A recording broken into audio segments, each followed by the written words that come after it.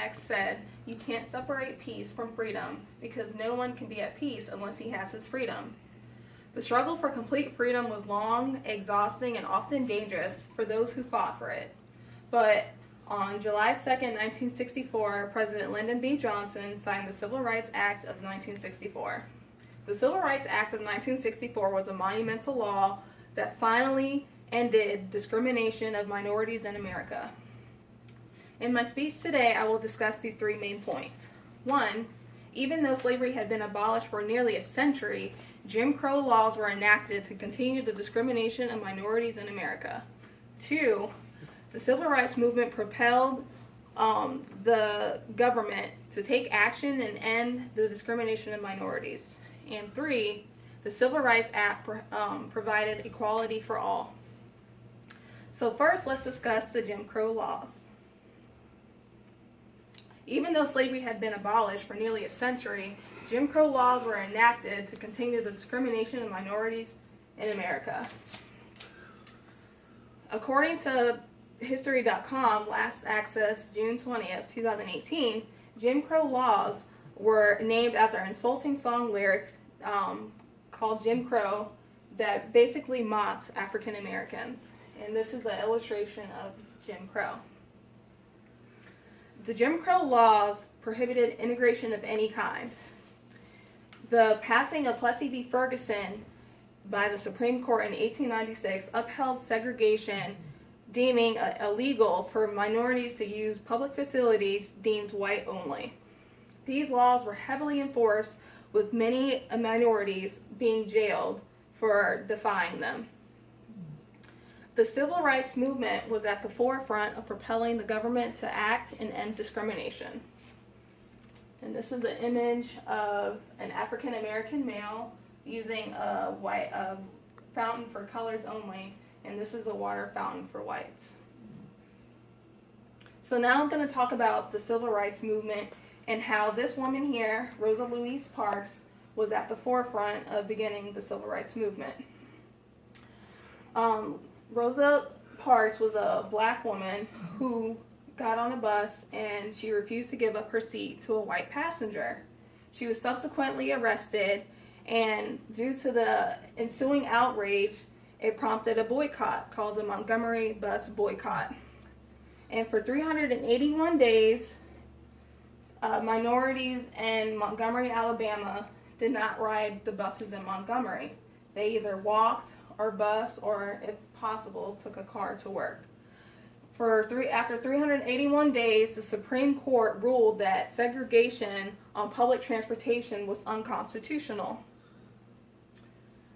The March on Washington was a significant event for civil rights. The march occurred on August 28, 1963, with over 200,000 people descending on the Lincoln Memorial to hear Martin Luther King deliver his most powerful speech, "I Have a Dream."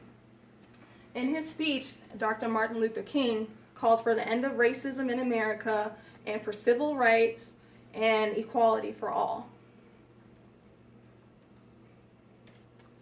And this is one of the protests that occurred during the Civil Rights Movement. And this is an aerial view of many of the 200,000 people that descended onto the Lincoln Memorial for the March on Washington.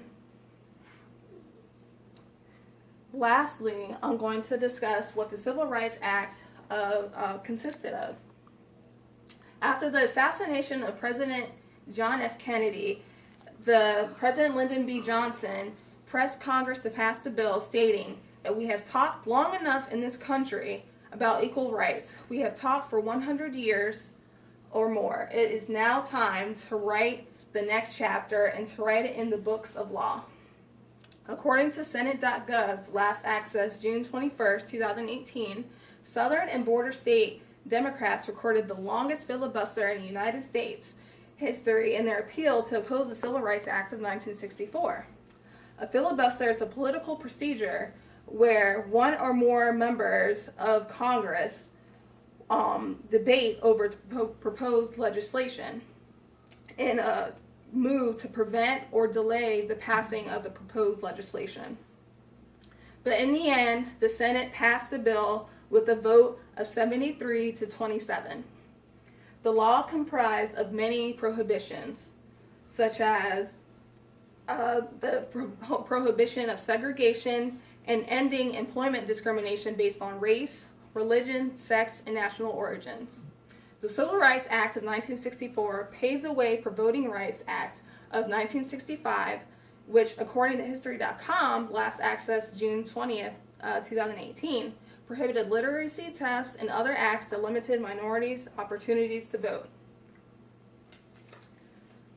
In conclusion, the Civil Rights Act of 1964 was a monumental law that changed the lives of minorities in America forever. During my speech, I discussed how that even though slavery had been abolished for nearly a century, that Jim Crow laws were enacted to continue the discrimination of minorities in America. I also discussed how the civil rights movement was at the forefront of propelling our government to end discrimination and finally provide equality for all. And lastly, I discussed how the Civil Rights Act of 1964 provided equality for everyone in America.